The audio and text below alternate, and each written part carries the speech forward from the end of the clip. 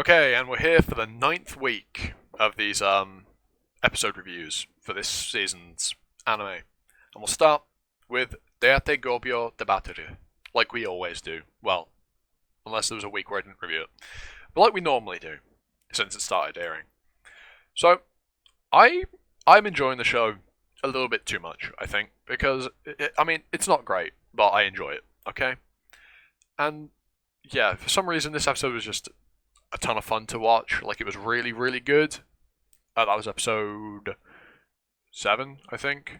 I think it was episode 7, this one is, because I watched episode 8 yesterday for me, which is the 30th. Yeah. Yesterday was today's 31st. I should probably clarify that. So, yeah, anyway, so, other than the usual visual problems that this show has, which are more prevalent in this episode, and also the one that aired yesterday. The sound design this episode felt really off and janky, like it wasn't well placed at all.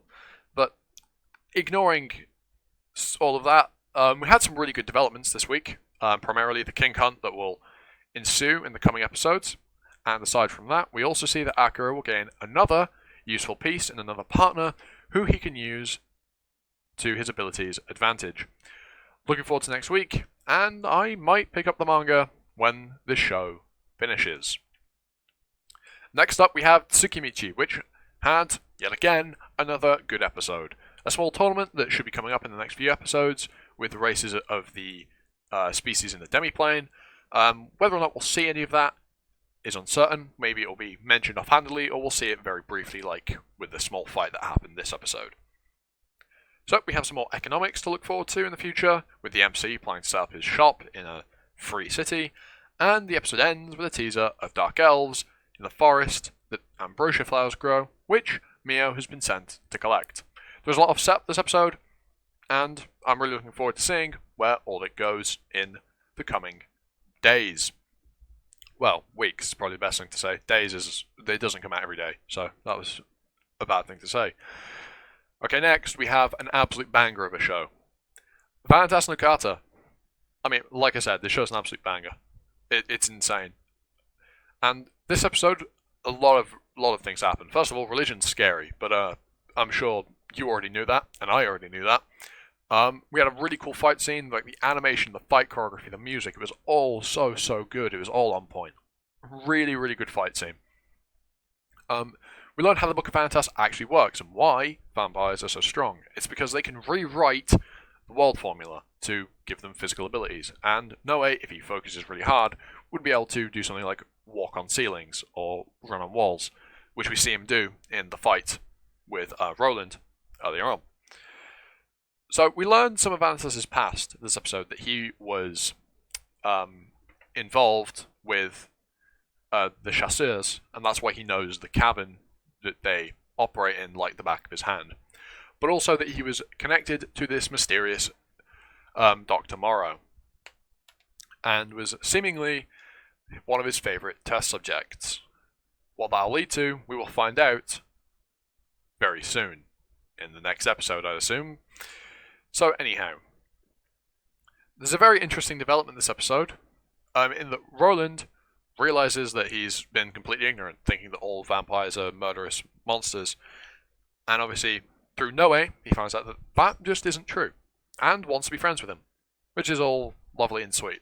Also, the banter between Vanitas and Noe this episode was absolutely on point. Fan-fucking-tastic stuff. So fun. Anyway, so the episode ends with the now much bigger group containing Vanitas, Noe, and Roland's party, and they end up at Morrow's lab after Vanitas leads them there. So yes, this episode was really, really good, and as always, it looked absolutely fantastic. Honestly, so much effort and care is put into this show. Seriously, if you aren't watching Vanitas already, give it a watch. Seriously, it's fully worth your time. And finally for this week, this will be a short one, is Bokutachi no Remake. Oh my god, fuck man. The last episode for this was insane. Like, yabe, so good. Bro, I'm blown away by how fucking good this show is, man. Honestly. The episode was so good. I've been expecting what happened this episode to happen for a while now. That the first major conflict and negative change to the future would occur due to an over-dependence on Kyoya. Which occurs. It happened, and well, Tsuruyuki's future is now different. He no longer becomes the talented writer that he, deserves to be. And Kyoya realizes that he's been doing stuff wrong. These people were put in these situations without him there and got out of them and became who they are in the future. They don't need him to get through their hard times. They don't need him there. They will become who they should be without his input. But he was trying to fix their problems for them, thinking that they wouldn't get through it, which is obviously flawed logic. Because he's from a future where he didn't help them, but they still exist as who he idolizes. And also, this episode, what in the ever-loving fuck is Keiko, the small pink-haired one? She seems somehow linked to the time travel shit. Either that or whatever is causing the time travel shit just used her as a medium. Primarily due to the dead look in her eye when she showed up, how she showed up, when she showed up, and what she said to Kyoya right before he gets sent to the future.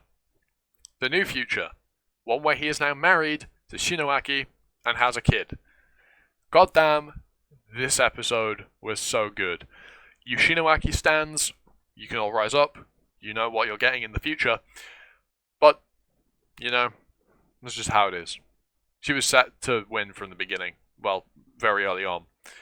However, I am still firmly a Kawasagawa and Nanako simp.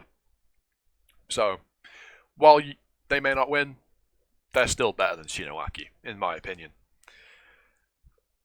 I honestly can't wait for more episodes of this show. And as soon as that last episode drops, I am picking up the source material and I am reading non-fucking stop. Watch this goddamn show, alright? Watch it.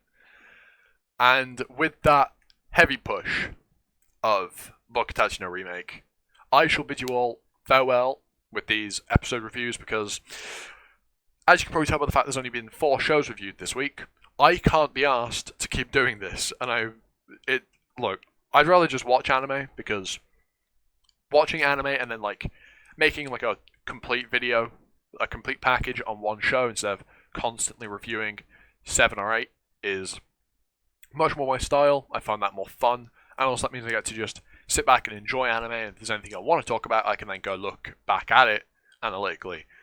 So yes, this will be the last one of these, week 9s. Not like any of you care, because I doubt anyone's watching this consistently, or even all the way to the end. So, if you liked this content, well, too bad. But if you want to see more similar content in the future, hit the like, comment, sub, hit the notification bell if you really feel like it. And with all that said, I've been Animosity, you've been you, and I hope to see you all next time for another video. Ta-ta for now.